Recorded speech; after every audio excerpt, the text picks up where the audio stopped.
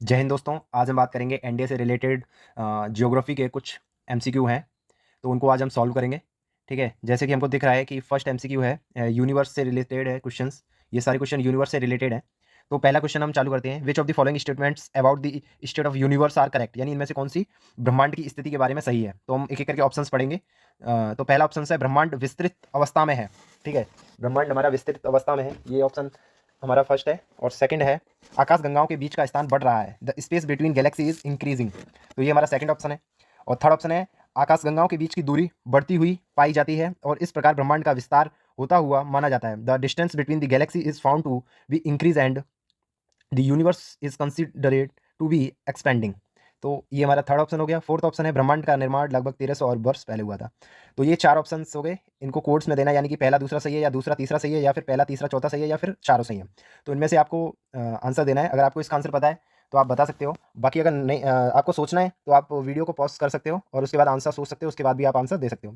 ठीक है, तो मैं इसका आंसर दे देता हूँ। तो इसका आंसर डी है। डी का मतलब चारों सही है, पहला भी सही है, ब्रह्मांड का विस्तृत अवस्था में है। ठीक है, और आकाशगंगाओं के बीच स्थान बढ़ रहा है और आकाशगंगाओं के बीच की दूरी बढ़ती पाई गई है, इस प्रकार ब्रह्मांड का विस्तार होता हुआ माना जाता है। ठीक है, तीसरा भी सही है। चौथा, ब्रह्मांड का निर्माण लगभग 13 अरब वर्ष पूर्व प्रारंभ हुआ था। ठीक है, तो इससे अनुसार हमारा डी ऑप्शन करेक्ट हो जाएगा। अब हम चलते हैं सेकंड ऑप्शन की तरफ, सेकंड क्वेश्चन की तरफ, सॉरी। तो ये हमारा सेकंड क्वेश्चन है। ये है ब्रह्मांड के निर्माण के बारे में निम्नलिखित में से कौन सा कथन सही है। ठीक है, तो पहला है बिग बैंग से पहले ब्रह्मांड एक एकल परमाणु में केंद्रित था। दूसरा है एकल परमाणु में जोरदार विस्फोटक हुआ जिसके कारण इसका तेजी से विस्तार हुआ। तीसरा है ब्रह्मांड के विस्तार की वर्तमान दर इसके प्रारंभिक विस्तार से अधिक है। तो इन तीनों में से जो ऑप्शन करेक्ट आपको लग रहा है, आप कमेंट बॉक्स में आंसर दे सकते हो। फर्स्ट थर्ड सही है या फिर फर्स्ट सेकंड सही है या फिर सेकंड थर्ड सही है या फिर सारे सही हैं। तो आप, मैं उम्मीद करता हूँ आपको इसका आंसर पता होगा और आपने दे भी दिया होगा। चलो मैं अब इसका आंसर बता देता हूँ। इसका आंसर है बी। ठीक है, इसका आंसर बी है। इसका मतलब पहला और दूसरा। पहला कथन है बिग बैंग से पहले ब्रह्मांड एक एकल परमाणु में केंद्रित था। ठीक है, ये हमारा सही है। दूसरा है एकल परमाणु में जोरदार विस्फोटक हुआ जिसके कारण इसका तेजी से विस्तार हुआ, ये भी हमारा कथन सही है। तीसरा कथन है ब्रह्मांड के विस्तार की वर्तमान दर इसके प्रारंभिक विस्तार से अधिक है, ऐसा गलत है, इसको गलत करेंगे। ठीक है, इस वजह से हमारा फर्स्ट और सेकंड सही हो जाएगा। अब हम चलते हैं थर्ड क्वेश्चन की तरफ। ठीक है, ये हमारा थर्ड क्वेश्चन है, इसको हम पढ़ते हैं।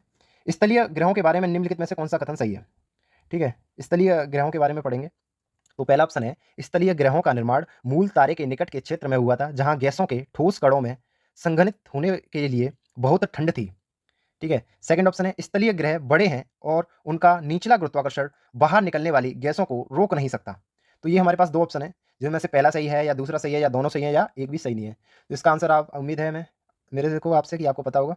नहीं पता तो मैं आपको बता देता हूँ, इसका आंसर है थर्ड, सी मीन्स, यानी कि दोनों ही हमारे सही हैं। स्थलीय ग्रहों का निर्माण मूल तारे के निकट क्षेत्र में हुआ है। ठीक है, और जहाँ गैसों में ठोस कणों में संघनित होने के बाद के लिए बहुत ठंड होती है। ठीक है, ये वाला सही है। और दूसरा है स्थलीय ग्रह बड़े हैं और इनका निचला गुरुत्वाकर्षण बाहर निकलने वाली गैसों को रोक नहीं सकता। ठीक है, ये हमारे दोनों सही हो जाएंगे, इस वजह से हमारा बी ऑप्शन राइट हो जाएगा। अब हम चलते हैं अगले क्वेश्चन की तरफ। अगला क्वेश्चन हमारा ये है, निम्नलिखित में से कौन सा कथन सौरमंडल के ग्रहों के बारे में निश्चित रूप से सत्य माना जाता है। ठीक है, तो सौरमंडल के ग्रहों के बारे में आप, अगर आपने पढ़ा होगा तो इसका आंसर आप दे सकते हो। जैसे कि हमारा पहला ऑप्शन है क्षुद्र ग्रह स्थलीय ग्रहों और जोवियन ग्रहों की कक्षा के बीच सूर्य के चारों ओर घूम रहे हैं। जो क्षुद्र ग्रह होते हैं वो ग्रह, और जो जोवियन ग्रह होते हैं उनकी कक्षाओं के बीच सूर्य के चारों ओर घूम रहे हैं। ठीक है, दूसरा है सौरमंडल में स्थलीय ग्रह जोवियन ग्रह की तुलना में बहुत छोटे हैं। तीसरा है जोवियन ग्रह का वातावरण ऑक्सीजन और आर्गन से बना है। ठीक है, तो ये हमारे तीन ऑप्शन है जिनका आपको एक बार और आप पढ़ सकते हो अगर आपको समझ ना आया हो तो। ठीक है, तो इनमें से आपको एक आंसर चूज करना है, यानी कि पहला तीसरा सही है या फिर दूसरा तीसरा सही है या फिर पहला दूसरा सही है और या फिर सारे सही है। तो मैं आपको इसका आंसर बता देता हूँ, इसका आंसर है सी। ठीक है, पहला और दूसरा सही है और तीसरा वाला गलत है। तो पहला हम दोबारा से पढ़ते हैं। क्षुद्र ग्रह स्थलीय ग्रह और जोवियन जोवियन ग्रह की कक्षा के लिए बीच सूर्य के चारों ओर घूमते हैं। ठीक है, ये हमारा सही है। सौर मंडल में स्थलीय ग्रह जोवियन ग्रहों की तुलना में बहुत छोटे हैं, ये भी सही है। तीसरा है जोवियन ग्रह वातावरण ऑक्सीजन और ऑर्गन से बना है, ये गलत हो गया हमारा आंसर। ठीक है, तो इस तरह से हमारा चौथा क्वेश्चन कंप्लीट होता है। अब हम पांचवें क्वेश्चन की ओर बढ़ते हैं। ये हमारा पांचवा क्वेश्चन है, इसको हम करते हैं। निम्नलिखित ग्रहों के को उनके आकार के बढ़ते क्रम में व्यवस्थित कीजिए। ठीक है, यानी कि साइज ऑन अ साइज, हमको चारों में से कौन सा ऑप्शन सही है वो हमको बताना है। ठीक है, तो यानी कि मंगल, पृथ्वी, यूरेनस और शनि, ये हमारा फर्स्ट ऑप्शन है। शुक्र, पृथ्वी, नेपच्यून, शनि, ये हमारा दूसरा ऑप्शन है। मंगल, शुक्र, मंगल, बुध, शुक्र, पृथ्वी, ये हमारा तीसरा ऑप्शन है। चौथा ऑप्शन है ए या बी, यानी ए भी सही है और बी भी सही है। इनमें से हमको आंसर देने हैं। तो यानी कि कौन किससे बड़ा है, तो उस हिसाब से हमको इसके आंसर देने हैं, ठीक है। तो अगर आपको पता होगा, जिस तरह से आपको सीक्वेंस इसका है वो आपको याद होगा, तो आपने आंसर देख लिया होगा आकार के हिसाब से, ठीक है। और अगर आपको नहीं पता तो मैं आपको बता दूं, इसका आंसर जो कि डी है, यानी कि ए एंड बी, जो कि आपने शायद नहीं सोचा होगा क्योंकि बहुत कम परसेंटेज आंसर आए होंगे इस डी को। जैसे कि हमको पता है कि मंगल, पृथ्वी, यूरेनस, शनि, वैसे ही शुक्र, पृथ्वी, नेपच्यून, शनि, यानी कि इस हिसाब से सेट किए गए हैं कि ये दोनों आंसर ही सही बैठते हैं, बाकी ये तीसरा वाला गलत बैठता है। तो इस वजह से हमारा डी ऑप्शन राइट हो जाएगा, ठीक है। आप एक बार अपनी नोट्स में चेक भी कर सकते हो, आपको ये आंसर सही मिलेगा। अब हम अगले क्वेश्चन की ओर बढ़ते हैं। अगला क्वेश्चन है छठवां, तो इसको करते हैं। निम्नलिखित में से किस कारक ने स्थलीय चट्टानी ग्रहों के निर्माण में योगदान दिया है? तो पहला है मूल तारे से निकटता, इस वजह से हमारी स्थलीय चट्टानों को ग्रहों का निर्माण हुआ है, या फिर सौर हवाएं, या फिर उच्च गुरुत्वाकर्षण। तो इन तीनों में से आपको चूज करना है, पहला दूसरा, यानी कि दो, पहले और दूसरा, दूसरा तीसरा, पहला और तीसरा, या फिर सभी। तो इसका आपको आंसर देना पड़ेगा। अगर आपको आता है तो आप दे सकते हो कमेंट बॉक्स में, बाकी मैं बता देता हूँ, इसका आंसर है ए, ठीक है। ये इसका आंसर है, यानी कि पहला और दूसरा।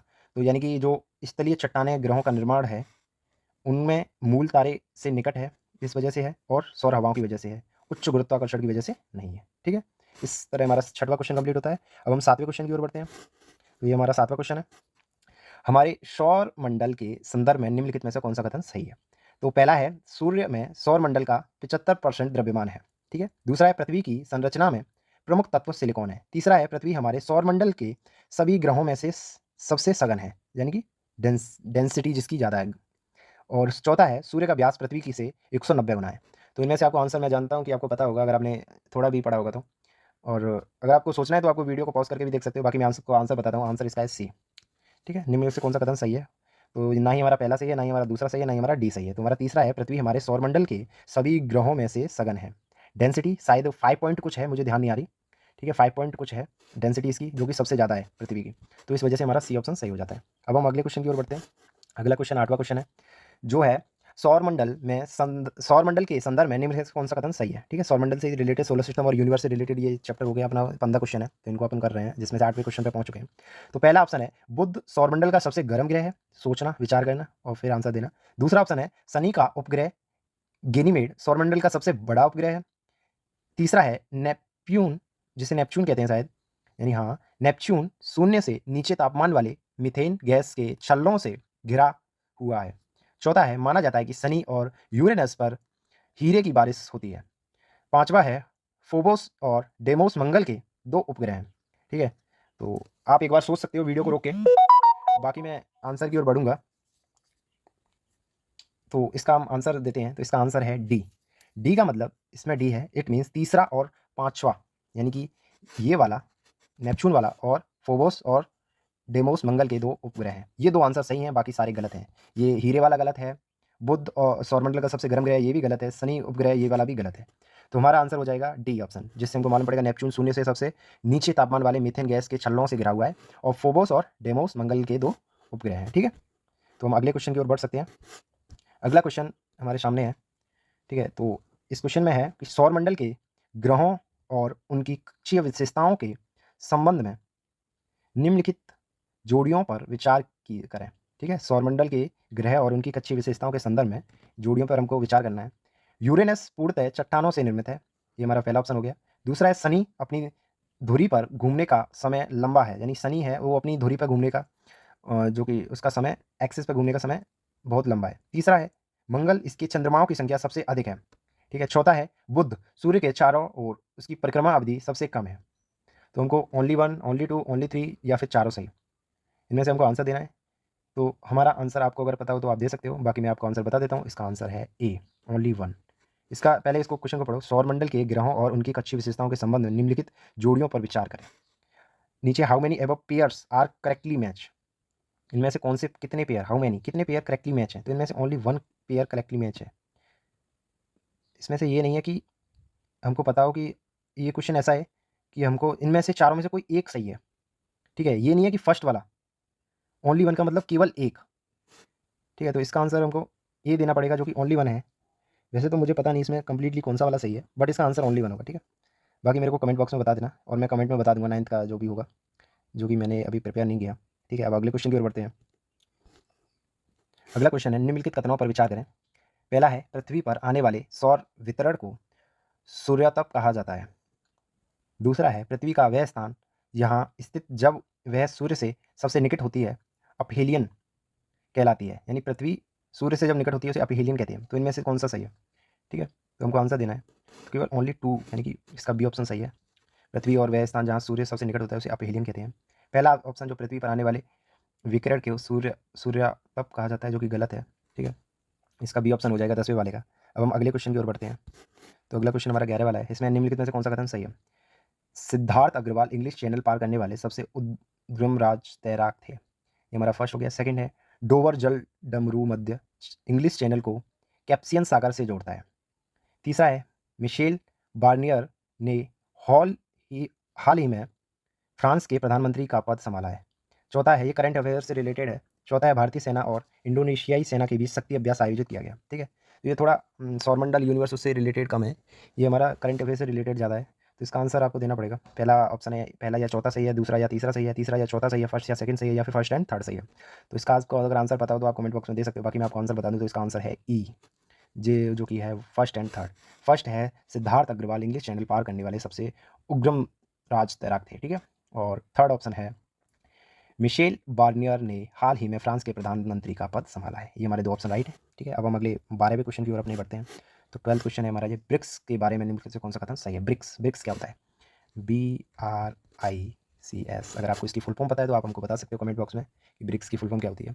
बाकी हमको ऑप्शन की ओर बढ़ते हैं। ब्रिक्स के संस्थापक सदस्य ब्राज़ील, रूस, दक्षिण अफ्रीका, भारत और चीन है। देखो ऑप्शन के हिसाब से भी आपको मिल सकता है। ठीक है, जो कि मुझे लगता है आपको मिल चुका है। ब्रिक्स यानी बी माने ब्राज़ील, आर माने रसिया, आई माने इंडिया, सी माने चाइना, एस माने साउथ अफ्रीका। तो हमारा फर्स्ट ऑप्शन तो वैसे ही सही हो जाएगा। ठीक है, अब हम दूसरे ऑप्शन की ऊपर बढ़ते हैं। डेवलपमेंट बैंक की स्थापना 2014 में हुई। ये हमारा सेकंड ऑप्शन है। थर्ड ऑप्शन है, हाल ही में ईरान, मिस्र, Saudi Arabia and Eritrea BRICS के स्थायी सदस्य के रूप में शामिल हुए हैं। तो मुझे लगता है आपको इसका आंसर पता होना चाहिए। ठीक है, तो जैसा कि मैं आपको इसका आंसर आपको पता होना चाहिए। तो ब्रिक्स के बारे में इनमें से कौन सा कथन सही है? तो फर्स्ट या सेकंड सही है, सॉरी मैं टिक नहीं दिया, या फिर सेकंड एंड थर्ड सही है, या फिर फर्स्ट एंड थर्ड सही है, या फिर थर्ड ओनली सही है, या सेकंड ओनली सही है, या फिर सभी सही है। तो जैसा कि मेरे पास इसका आंसर है वो है ई, जिसमें ओनली 2 यानी कि केवल ये दिखाया गया है। न्यू डेवलपमेंट बैंक की स्थापना 2014 में हुई। ब्रिक्स के संस्थापक ब्राज़ील, रूस, भारत, ये सदस्य हो गए। हाँ, संस्थापक तो कोई एक ही होगा ना। ये ब्रिक्स के सदस्य हैं। जो मैंने बताया कि फर्स्ट ऑप्शन राइट होगा वो गलत हो गया, और थर्ड ऑप्शन भी गलत हो गया। सेकंड ऑप्शन हमारा सही है, जो कि ओनली 2 है। ठीक है, ये संस्थापक नहीं है, संस्थापक तो एक ही होगा। ये ब्रिक्स के मतलब सदस्य हैं। ठीक है, तो अगले क्वेश्चन की ओर बढ़ते हैं। अब हम 13वां क्वेश्चन करेंगे। तो 13वां क्वेश्चन है, एशियाई हॉकी, यानी कि अब हमारे करंट अफेयर से रिलेटेड ज़्यादा क्वेश्चन आ रहे हैं और यूनिवर्स और उससे कम है। एशियाई हॉकी चैंपियनशिप के बारे में निम्नलिखित में से कौन सा कथन सही है? ठीक है, तो पहला है 2024 में एशियाई हॉकी चैंपियनशिप में मेज़बानी चीन करेगा। मीन्स चीन ने की थी, अब तो 2025 में पढ़ रहे हैं। और सेकंड ऑप्शन है, भारत ने 2011, 16, 18, 20, 22, 24 में एशियाई चैंपियंस ट्रॉफी जीती। तीसरा क्वेश्चन है, 2011 एशियाई पुरुष हॉकी चैंपियंस ट्रॉफी का पहला संस्करण 2011 में खेला गया था। तो अगर आपको इसका आंसर पता है तो आप दे सकते हो। बाकी मैं आपको इसका आंसर बता देता हूँ। इसका आंसर है C, it means first and third is right. यानी कि 2024 एशियाई हॉकी चैंपियनशिप की मेजबानी चाइना ने की थी, और थर्ड वाला एशियाई पुरुष हॉकी चैंपियंस ट्रॉफी पहला संस्करण 2011 में खेला गया था।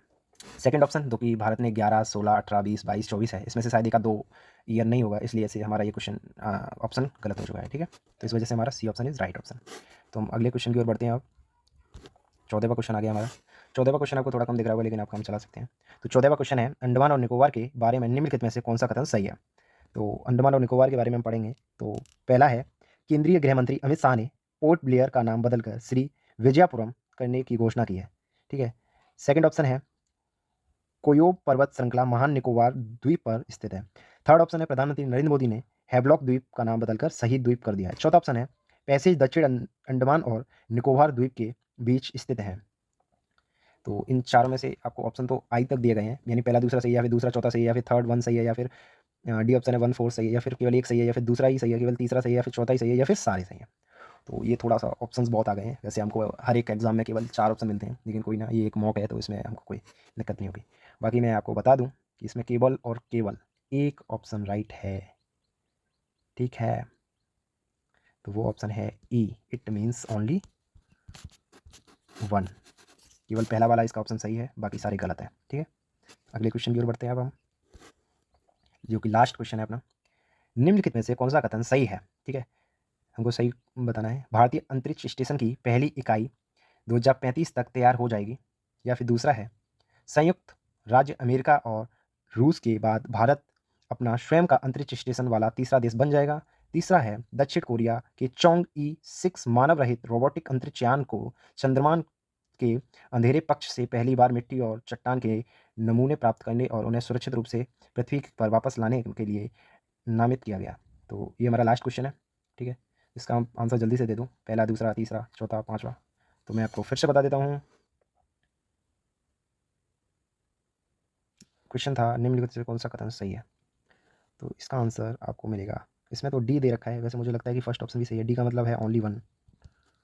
ठीक है, तो ओनली वन यानी कि भारतीय अंतरिक्ष पहली इकाई 2035 तक तैयार हो जाएगी। सेकंड ऑप्शन था संयुक्त राज्य अमेरिका और रूस। अच्छा, रूस नहीं है, यानी कि पहला अमेरिका है और सेकंड चाइना है शायद, के बाद अंतरिक्ष का तीसरा ये सही है, भारत बनेगा, लेकिन सेकंड चाइना है, रूस नहीं है, इस वजह से ये हमारा गलत हो जाएगा। और थर्ड भी हमारा गलत है, बाकी फर्स्ट हमारा सही हो जाएगा। मुझे सेकंड वाला सही इसलिए लगा क्योंकि थर्ड हमारा, मैंने ये पढ़ा हुआ है कि थर्ड हमारा इंडिया बनने वाला है, लेकिन वो सेकंड रूस नहीं है, सेकंड चाइना है। ठीक है, तो ये हमारे 15 क्वेश्चन थे, 15 के 15 क्वेश्चन हमने कंप्लीट कर लिए हैं। ठीक है, अगर आपको वीडियो अच्छी लगी होगी तो वीडियो को लाइक कर देना और चैनल को सब्सक्राइब करना ना भूलना। बाकी ऐसे ही वीडियो लाता रहूँगा मैं।